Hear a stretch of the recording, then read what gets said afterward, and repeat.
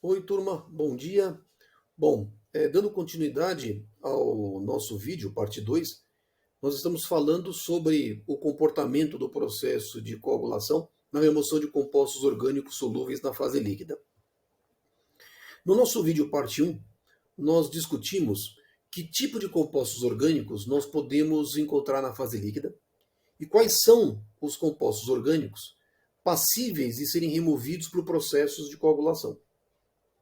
Agora nós vamos discutir, nós vamos apresentar as justificativas de como esses compostos orgânicos eles são removidos pelo processo de coagulação. Qual é o mecanismo de ação do coagulante nesses compostos orgânicos que justifica a sua remoção pelo processo de tratamento.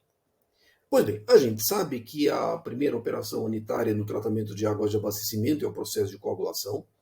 Nós sabemos que a finalidade do processo de coagulação essencialmente é a desestabilização da carga das partículas coloidais, de forma que elas possam ser removidas posteriormente no processo de tratamento.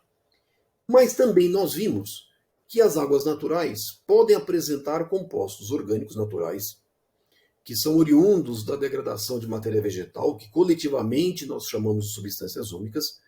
Essas substâncias úmicas apresentam algumas características físico-químicas, tipicamente apresentam peso molecular de médio a alto, podem apresentar alta polaridade, e esses compostos orgânicos eles são passíveis de serem removidos parcialmente por processos de coagulação. Ou seja, a coagulação não apenas consegue agir de forma eficiente nos sólidos em suspensão, reduzindo a carga das partículas coloidais, possibilitando a sua remoção, mas também consegue agir parcialmente nesses compostos orgânicos que nós chamamos de compostos orgânicos naturais e que coletivamente nós chamamos de substâncias úmicas.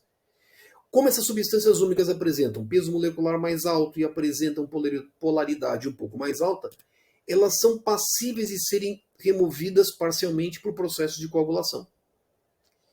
Bom, para a gente entender como o processo de coagulação age nessa classe especial de compostos orgânicos, vamos lembrar os diferentes mecanismos de coagulação que nós podemos encontrar no tratamento de águas de abastecimento. Normalmente nós estudamos dois grandes mecanismos de desestabilização da carga das partículas coloidais: adsorção, neutralização e varredura. Ou seja, as ETAs podem operar o processo de coagulação no mecanismo de absorção e neutralização, podem operar no mecanismo de varredura e, eventualmente, uma combinação entre ambos. Uma combinação entre absorção, neutralização e varredura. Lembrando mais ou menos o que é o mecanismo de adsorção, neutralização e varredura. A gente sabe que, ao adicionar o coagulante na fase líquida, ele se hidrolisa e, ao reagir com a água, ele forma espécies monoméricas e poliméricas com carga positiva e negativa. Aumentando a dosagem do coagulante, o seu produto de solubilidade é excedido e o alumínio, o ferro, eles podem precipitar na forma de hidróxido férrico ou hidróxido de alumínio. E, na verdade, o comportamento do ferro e do alumínio no meio aquoso depende, portanto, da dosagem do coagulante, depende do pH na fase líquida, e isso dá origem aos diferentes mecanismos de coagulação. Quando eu tenho uma água, por exemplo, com baixa turbidez, teoricamente eu preciso de uma dosagem de coagulante mais baixa na fase líquida. E eu posso operar o meu processo de coagulação no mecanismo de adsorção e neutralização.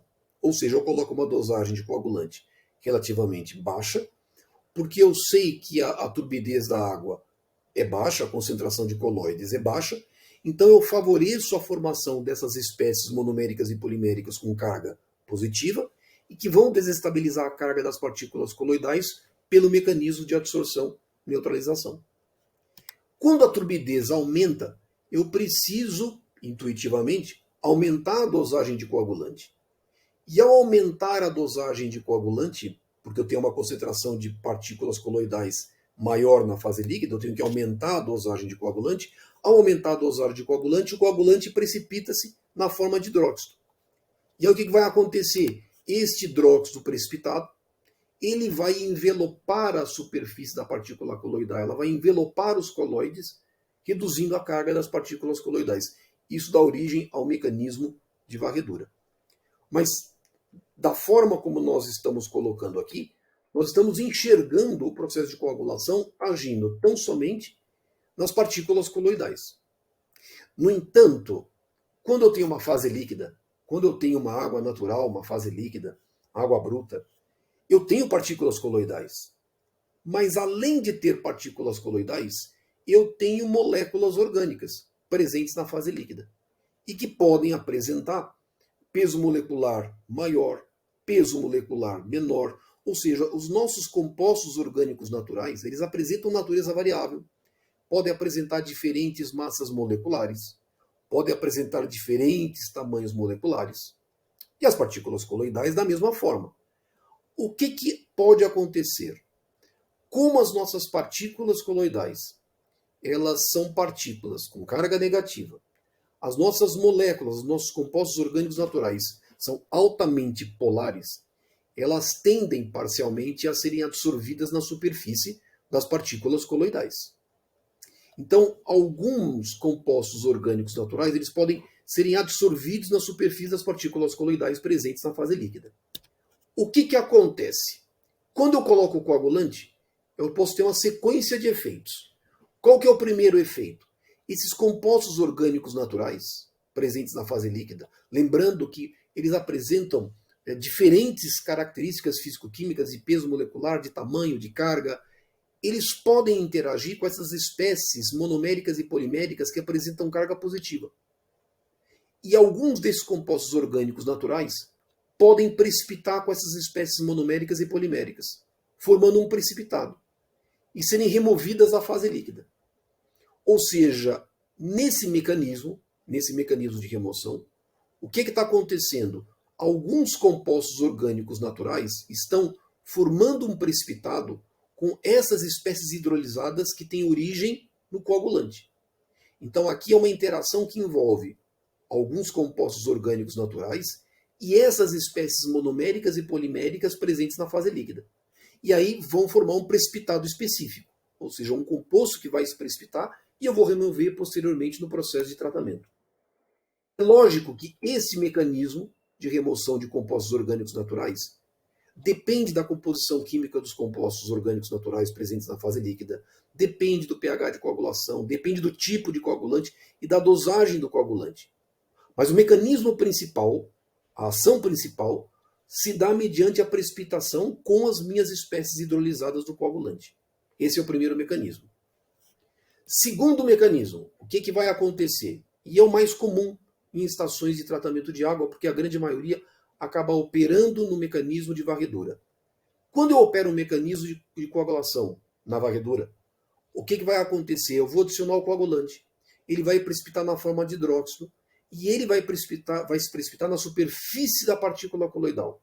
Ou seja, ele envelopa a partícula coloidal, precipitando na forma de hidróxido na superfície da partícula coloidal. O que vai acontecer? Estas moléculas orgânicas que eu estou indicando aqui por esse verdinho, por essa minhoquinha verde, essa molécula orgânica presente na fase líquida, eventualmente presente na fase líquida, ela pode ser absorvida na superfície desse hidróxido metálico precipitado na superfície do coagulante. Então, eu estarei removendo estas moléculas orgânicas por absorção agora nesse precipitado metálico. Isso dá origem a um segundo mecanismo, uma segunda forma de ação do coagulante e que me possibilita a remoção dessas moléculas orgânicas. O primeiro mecanismo envolve a precipitação dessas moléculas orgânicas naturais mediante a sua precipitação com essas espécies monoméricas e poliméricas com carga positiva. Isso aqui vai acontecer quando estas cargas positivas forem preponderantes. Vai acontecer quando? Quando eu estiver operando o mecanismo de coagulação por absorção ou neutralização. Quando eu estiver operando o mecanismo de coagulação por varredura, forçosamente eu vou ter o hidróxido de alumínio precipitado. E aí a remoção desses compostos orgânicos naturais vai se dar por absorção dessas moléculas neste hidróxido de alumínio precipitado na superfície das partículas coloidais. Mas a sua ação, a efetividade do processo de coagulação na remoção desses compostos orgânicos naturais também depende da composição química dos compostos orgânicos naturais, depende do pH de coagulação, depende do tipo de coagulante, depende da dosagem do coagulante. Ou seja, existem algumas grandezas que tendem a influenciar mais ou menos. Vamos dar um exemplo de alguns resultados práticos observados numa estação de tratamento de água e que pode elucidar melhor como essas variáveis elas interferem na remoção desses compostos orgânicos naturais presentes na fase líquida. Então, no caso específico dessa estação, a ETA Alto da Boa Vista, é uma estação de tratamento de água operada pela Sabesp, o que é que foi feito? Foi feito um programa rotineiro ao longo do tempo de coleta de amostras de água bruta e água filtrada. O que foi determinado? A concentração de carbono orgânico total na água bruta e na água filtrada. E da mesma forma, a absorbância no comprimento de onda 254 nanômetros, ou seja, a leitura da absorbância em ultravioleta num comprimento de onda específico, 254 nanômetros, que é uma técnica analítica para quantificação indireta da concentração de compostos orgânicos naturais presentes na fase líquida. Ao longo do tempo, foram anotados, ao longo desse intervalo de tempo de monitoramento, o tipo do coagulante, o pH, a dosagem de coagulante, o pH de coagulação, e os dados foram trabalhados. Pois muito bem, vou observar direitinho. Esse gráfico, ele apresenta, ao longo do tempo, as concentrações de carbono orgânico total na água bruta e carbono orgânico total na água filtrada. Então, é possível observar com muita clareza, e as concentrações são dadas aqui, concentrações de CO2 em miligramas por litro. Primeira conclusão. Existe uma remoção? Existe. Porque os valores de CO2 da água filtrada são menores do que o CO2 na água bruta. É possível ter um certo grau de remoção de CO2 por processo de coagulação? É.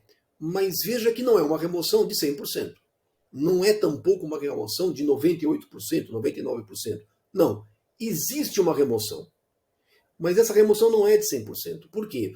Porque existe uma grande diversidade de compostos orgânicos naturais presentes na fase líquida. Alguns são mais suscetíveis de serem removidos do que outros. Moléculas orgânicas de peso molecular mais alto, mais polares, tendem a ser mais facilmente removidas. Só que eu não tenho apenas este tipo de moléculas orgânicas naturais presentes na fase líquida. Isso varia. Então a minha remoção não é de 100%. Ela pode variar de 30%, 40%, 50%, mas depende das características físico-químicas da água. Ou seja, a coagulação consegue agir, mas a coagulação ela não é 100% efetiva. Mas é possível garantir uma remoção razoável, satisfatória. Qual a melhor forma de você avaliar como que o teu processo de coagulação consegue agir nessas moléculas em particular, nesses compostos orgânicos em particular, mediante a realização de ensaios de tratabilidade específicos? Isso pode ser feito, isso não é difícil. Mas se o teu objetivo é maximizar a remoção de compostos orgânicos naturais, você pode estudar condições de coagulação que são mais adequadas para a remoção dessa classe específica de compostos orgânicos. É possível fazer isso. Isso não é difícil. Vamos dar uma olhada agora no comportamento da remoção, a redução da UV 254 nanômetros. Olha os valores da água bruta e olha os valores da água filtrada. Também existe uma remoção. Existe uma remoção, só que ela não é também uma remoção de 100%. Existe uma remoção. A vantagem do parâmetro UV 254 nanômetros é que ele é de muito fácil quantificação. É muito mais barato, é muito fácil. Então ele é um parâmetro interessante para avaliar como que o meu processo de coagulação está agindo, qual é o grau de remoção de compostos orgânicos pelo processo de coagulação. Me dá uma boa ordem de grandeza, eu consigo estimar de forma eficiente, de forma razoável.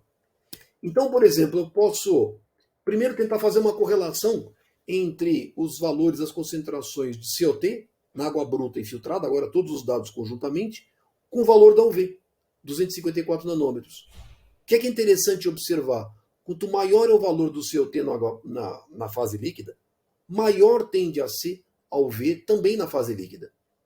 Então, isso me indica, maior a UV na fase líquida, maior tende a ser as concentrações de CO2 na fase líquida. Ou seja, é um parâmetro relativamente interessante, razoável, para que eu possa quantificar indiretamente a concentração de compostos orgânicos presentes na fase líquida avaliados pelo parâmetro COT.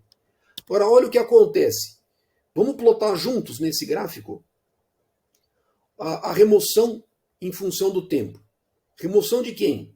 Do carbono orgânico total e a remoção de UV 254 nanômetros. Via de regra, a remoção de UV é ligeiramente superior à remoção de COT. Mas existe uma tendência a se acompanhar. Quanto maior a remoção de UV, maior a remoção de COT. Menor a remoção de UV, menor a remoção de COT. E isso particularmente é interessante. Olha aqui, se nós plotarmos agora essas eficiências de remoção de COT e UV, e se nós colocarmos num gráfico, de fato, maior a remoção de COT, maior a remoção de UV.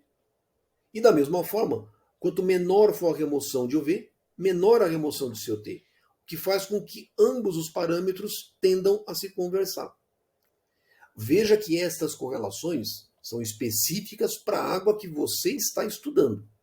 Elas não podem ser generalizadas, elas são específicas. Mas isso me dá uma ordem de grandeza interessante, me indica o seguinte: puxa vida, então, se eu consigo maior a remoção, se eu consigo otimizar, se eu consigo maximizar a remoção de UV 254 nanômetros, indiretamente é uma forma de você dizer, olha, eu estou também conseguindo maximizar a remoção de COT. O que é particularmente muito interessante, é muito relevante. Pois bem, aqui alguns pontos que são muito importantes no tocante à remoção de COT e remoção de UV pelo processo de tratamento. Nós temos aqui, nesse gráfico, a remoção de COT ao longo do tempo. Mas lembra que eu comentei com vocês que a natureza dos compostos orgânicos é variável, mas também a ação do coagulante na remoção desses compostos presentes na fase líquida também tende a ser variável e depende do coagulante, depende das condições de operação do processo de coagulação. Aqui nós temos o pH de coagulação, em amarelo. Vocês estão vendo aqui o pH de coagulação da ETA. Em algumas épocas, a ETA trabalhou com pH um pouco mais baixo, em torno de 6. Uma época do ano, ela trabalhou com pH um pouco mais alto. Aqui nós estamos falando, a ETA trabalhou nesse período de tempo. A ETA trabalhou em alguns períodos, conseguiu trabalhar com sal de ferro como coagulante, por isso que está trabalhando com pH de coagulação um pouco mais alto. Então veja que nós temos aqui um pH de coagulação um pouco mais baixo e um pH de coagulação um pouco mais alto. Agora, olha o que acontece com a remoção de COT. E esses dados são validados, inclusive, com observações na literatura. O que acontece? A remoção de COT ela é maximizada quando o pH de coagulação ele é um pouco mais reduzido, em torno de 5,8 a 6, vamos dizer, grosseiramente de 5,5 a 6. Via de regra, em pHs mais ácidos, eu consigo maximizar a remoção de COT, mantido constante o tipo de coagulante e a dosagem de coagulante.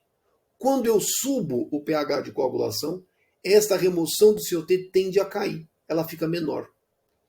Esse fato foi observado para água bruta, para essa estação de tratamento de água em particular, mas ela também é validada com inúmeros estudos publicados em literatura para outras águas distintas. O grau de remoção pode ser diferente.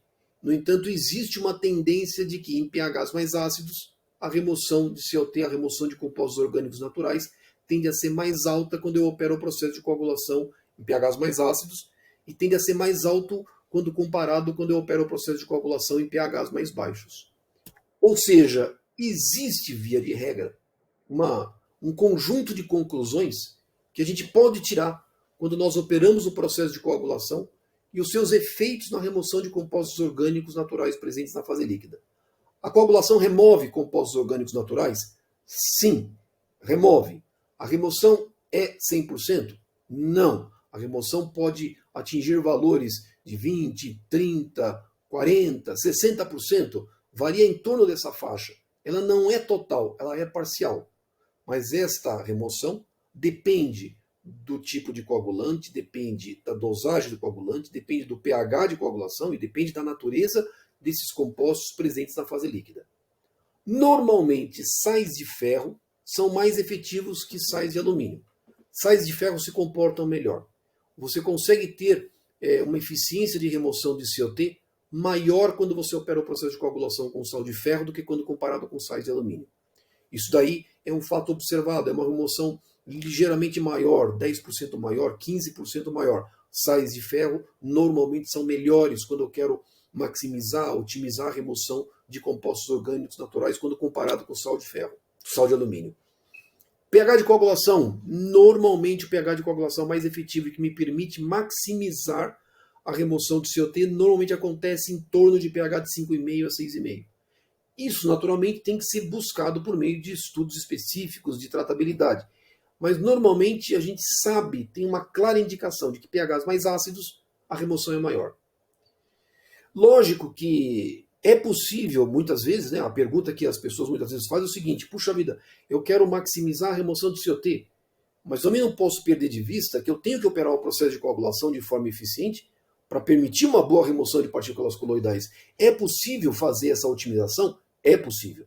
Eu consigo otimizar o processo de tratamento atingindo dois objetivos bem claros. Eu consigo otimizar a remoção de turbidez e consigo também otimizar a remoção de COTs. Consigo fazer isso, eu consigo conjugar esses dois objetivos no processo de coagulação. Eu consigo fazer.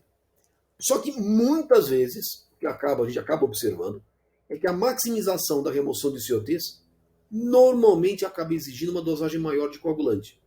Ou seja, para conseguir uma otimização do processo de remoção de turbidez, ou seja, conseguir uma água decantada com uma turbidez de 2, 1,5, pode ser que eu consiga atingir operando o meu processo de coagulação com uma dosagem de 15, 20 miligramas por litro de coagulante.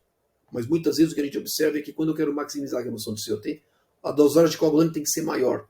Então ela tem que ser, não é mais 15, 20, 25, 30 miligramas por litro. Normalmente a dosagem de coagulante é um pouco maior. Tá bom? Então, turma, eu espero que esse vídeo tenha ajudado a vocês a entenderem o comportamento do processo de coagulação na remoção de compostos orgânicos presentes na fase líquida. Aqueles que quiserem dar continuidade aos seus estudos, vocês sabem, eu tenho um livro, Tratamento de Água, Concepção, Projeto e Operação. Ele pode ser adquirido na Editora Game, no site da Editora Game, ou no grupo Amazon. Na Amazon você pode adquirir o livro na Amazon, pode adquiri-lo lá, e lá aqui nesse livro vocês vão encontrar aspectos muito interessantes. Nós discutimos sobre remoção de compostos orgânicos naturais, minimização de subprodutos da desinfecção. Vocês podem adquirir o livro caso seja o interesse de vocês. E para quem não sabe, eu publiquei recentemente um segundo livro, e esse livro chama-se Princípios, Fundamentos e Processos em Engenharia Ambiental. É um livro que está disponível em PDF, ele é gratuito, vocês podem baixar diretamente no site, no www.sidneyseckler.com/livro. Vocês podem dar um pulinho lá, pode baixar o livro, gratuito, e nesse livro a gente fala sobre processos de absorção, precipitação química, arraste com ar, uma série de tecnologias que nós empregamos muitas vezes para remoção de compostos orgânicos presentes na fase líquida, seja em tratamento de águas de abastecimento, águas residuárias, efluentes industriais. Bom, turma, é isso aí. Se porventura alguém tiver alguma dúvida, coloca no comentário. Na medida do possível, eu vou tentando responder para vocês as dúvidas que vocês têm. E nós nos vemos nos próximos vídeos. Então, um abraço a todos e até lá.